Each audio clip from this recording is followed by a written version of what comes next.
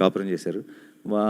So ఇవన్నీ కాన్స్టెంట్గా వాళ్ళ డిస్కషన్లో, వాళ్ళ ప్రాసెస్లో ఆల్మోస్ట్ అంటే ఎంత ప్రొఫెషనల్ అంటే లీ అన్నవాడు, మీరు ఇప్పుడు చూస్తున్న యాక్షన్ అంతా మేము షూట్ చేయకముందే ఆ యాక్షన్ అంతా మాకు చాలా ప్రాపర్గా ఎడిట్తో, చిన్న ఒక రఫ్ సీజీతో, తన అసిస్టెంట్స్తో every small detail was meticulously planned.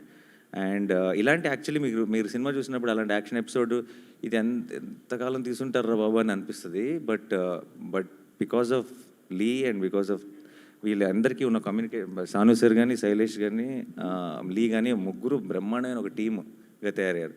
So వాళ్ళు ముగ్గురు క్రాక్ చేసిన ఇలాంటివి చాలా ఉన్నాయి పర్టికులర్ దట్ ఎపిసోడ్లో.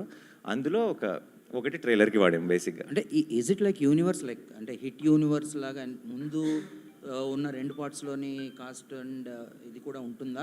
చాలా క్యారెక్టర్స్ ఇందులో కూడా ఉంటాయండి. బట్ దీని grammar I feel is very different from 1 and 2. అది నేను చెప్పాల్సిన అవసరం లేదు. I think trailer would have established that fact. అని భయ్య, ఇంత వైలెన్స్ సినిమాలో చాగంటి గారిని ఎందుకు లాగాలనిపించింది? ఆయన లాగేమని మీరు ఎందుకు అనుకుంటున్నారు? ఎందుకు వాడారు? వాడారు అంతకంటే దాంట్లో కథలో చాలా ఇంపార్టెంట్ కనెక్షన్ ఉంది. ఇది జస్ట్ మీరు ట్రైలర్లో చూసింది ట్రైలర్ కోసం, మీకు నరేటివ్ కోసం వాడిన టూల్ కాదు అది. కథలో ఒక చాలా ఇంపార్టెంట్ కనెక్షన్ ఉంది.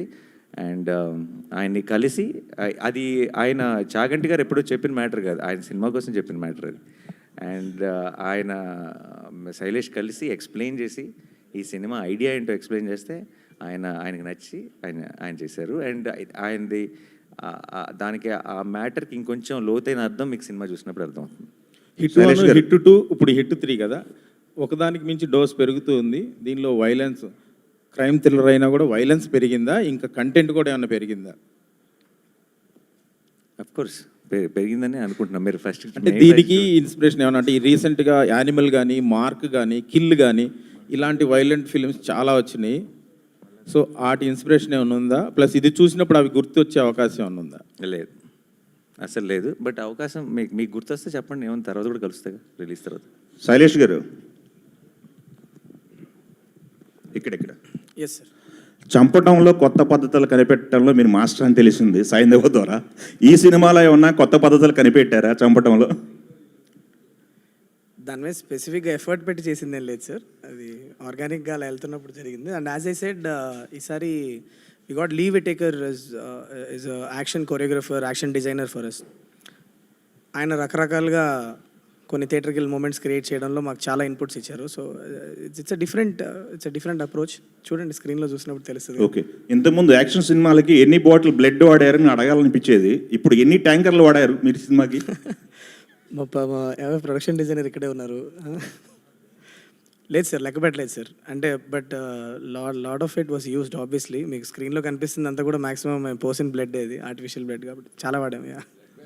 నాని గారు, హాస్టల్ లాంటి సినిమా తాలూకా రిఫరెన్స్ ఏమైనా ఉందా ఇందులో?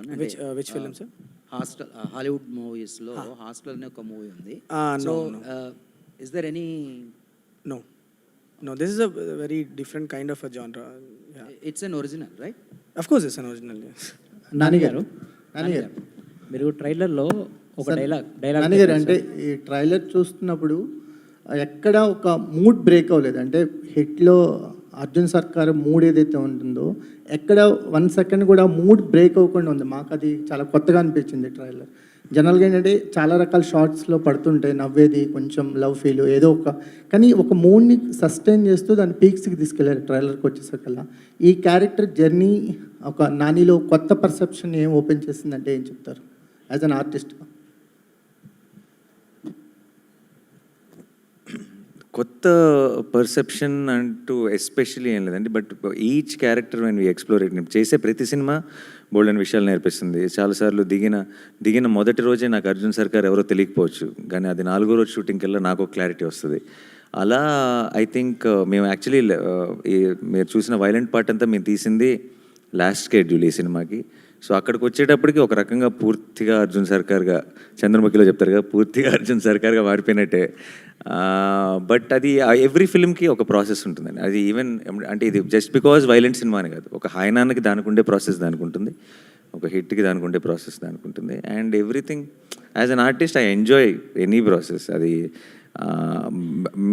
మీరు కానీ ప్రేక్షకులు కానీ దాన్ని ఒక జానర్ లాగా డిఫరెంట్గా చూడొచ్చు, కానీ నాకు సంబంధించినంత వరకు అదొక పాత్ర. ఆ పాత్రని ఎంతగా నేను అర్థం చేసుకుంటే అంత బెటర్ పర్ఫామ్ చేయగలను, కాబట్టి ఐ ట్రై మై బెస్ట్ అంతే. నాని గారు, ట్రైలర్లో మీరు ఒక డైలాగ్ వేస్తారు సార్, అంటే యూ కాంట్ సర్వైవ్ హియర్ అంటే నా కెరియర్ బిగినింగ్ నుంచి ఈ మాట వింటున్నాను అన్నారు. ఎవరన్నారు సార్ మీతో ఆ మాట? మీ పర్సనల్ అంటే ఆ అమ్మాయి అంది, మీరు విన్నారు కదా. రియల్ లైఫ్లో నేను అంటుంది. రియల్ లైఫ్లో అన్నారని మీకు ఎవరు చెప్పారు?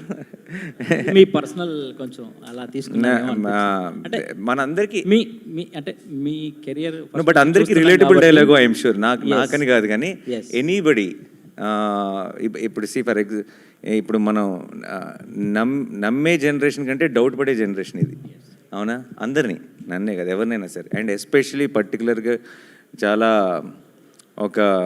ఏమంటారు ఒక కన్విక్షన్తో పనిచేసే వాళ్ళని ఎక్కువ డౌట్ పడతారు.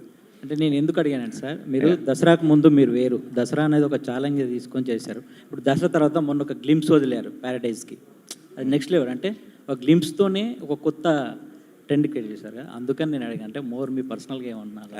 అదేం లేదండి, బట్ అందరికీ అది చాలా రిలేట్ అయ్యి ఎంజాయ్ చేస్తున్నారు, సో వీఆర్ హ్యాపీ. నాన్నగారు ఇక్కడ సార్, నాన్నగారు sir, first of all trailer చాలా ఇంట్రెస్ట్గా ఉంది. సో వైలెన్స్ కోరుకునే ఆడియన్స్ ఎంత ఉంటారో వాళ్ళందరూ చూడడానికి ఈగర్లీగా వెయిట్ చేస్తున్నారు. చాలా ఇంట్రెస్ట్గా కట్ చేశారు. అయితే నాని నుంచి ఇలాంటి వైలెన్స్ సినిమా వస్తుందనేది టీజర్ నుంచి చూపించారు, కానీ ట్రైలర్లో ఇంకా ఎంత తీవ్రత ఉంటుందనేది చూపించగలిగారు. కానీ బయట సొసైటీలో మంచి తీసుకునే వాళ్ళు ఎంత ఉన్నారో చెడు తీసుకునే వాళ్ళు కూడా అంతేగా తయారవుతున్నారు. ఇప్పుడు డిపార్ట్మెంట్లో ఒక పోలీస్ ఆఫీసర్గా అర్జున్ సర్కార్ క్యారెక్టర్ చేశారు కాబట్టి చెప్తున్నాను. రీసెంట్గా ఒక ఇన్సిడెంట్, ఒక సినిమా చూసి ఇన్స్పైర్ అయ్యి తన వైఫ్ని ముక్కలు చేసి కుక్కర్లో ఉడకబెట్టే స్థాయికి సినిమా చూసి ఆ ఎఫెక్ట్తో అలా చేయడం జరిగింది నేరాలు అనేది. సో సినిమా ఎంత ఎంటర్టైన్ ఇవ్వాలనుకున్నా ఇలాంటి వైలెన్స్ సొసైటీలో ఎలా తీసుకెళ్తుంది? ఈ మూవీ ఆడియన్ థాట్ ప్రాసెస్ని ఏ విధంగా మారుస్తుంది? అంటే ఇన్స్టెంట్ మీరు ఎమోషనల్గా తీసుకెళ్లారు, దానికి తగ్గ వైలెన్స్ ఉంది, ఎమోషన్ ఉందని చెప్తున్నారు. ఆఫ్టర్ దట్ ఇది ఎలా ఉండబోతుంది? మనకంటే ఎక్స్ట్రీమ్లీ వైలెంట్ సినిమాలు తీసే దేశాల్లో మనకంటే చాలా తక్కువ క్రైమ్ రేట్ ఉందండి. అండ్ అది it is there on Google, మీరు చెక్ చేసుకోవచ్చు. అంటే చాలా దీనికి 10 వైలెంట్ సినిమాలు తీసే దేశాల్లో క్రైమ్ రేట్ మనకంటే చాలా తక్కువ ఉంది. సినిమాలు చేయవండి, అది మన బుద్ధి సరిగ్గా ఉండాలి ఏ విషయంలో అయినా సరే. అండ్ సినిమాలో మీరు ఓవరాల్గా నేర్చుకోవాల్సింది ఏంటి? చెడు చేసిన వాళ్ళందరూ, తప్పు చేసిన వాళ్ళందరూ are having a bad finish in the film. ధర్మం కోసం నిలబడినాడే కదా చివరికి గెలుస్తుంది. అలా అయితే అసలు సినిమా అన్నది it is obviously we have a responsibility, and ఆ రెస్పాన్సిబిలిటీ మేము అది ఎంత అప్లై చేసామనేది మీకు రేపు సినిమా చూసినప్పుడు అర్థమవుతుంది. బట్ వైలెన్స్ చూపించేస్తేనే సొసైటీ పాడైపోతుంది అనుకుంటే దెన్ మీకు there are lot of other films. ఇది ఒక జానర్ ఫిలిం ఇది కనీసం, బికాస్ దీనికి ఇట్స్ అ క్రైమ్ థ్రిల్లర్, దీనిలో వైలెన్స్ తప్పదు. బట్ చాలాసార్లు అవసరం లేని చోట కూడా చేస్తాం, అది మేబీ దాన్ని అడ్రస్ చేయాలి మనం. అంటే కొన్ని క్రైమ్ కేసెస్లో ఇన్వెస్టిగేట్ పార్ట్లో సినిమాలు కూడా క్రైమ్కి దోహదపడుతున్నాయి. సినిమా పేర్లను డిపార్ట్మెంట్ ఇన్వెస్టిగేషన్లో ఈ సినిమా చూసి ఇతను ఇలా చేశాడనేది డిపార్ట్మెంట్ ఎంక్వైరీలో కూడా బయటపడుతుంది.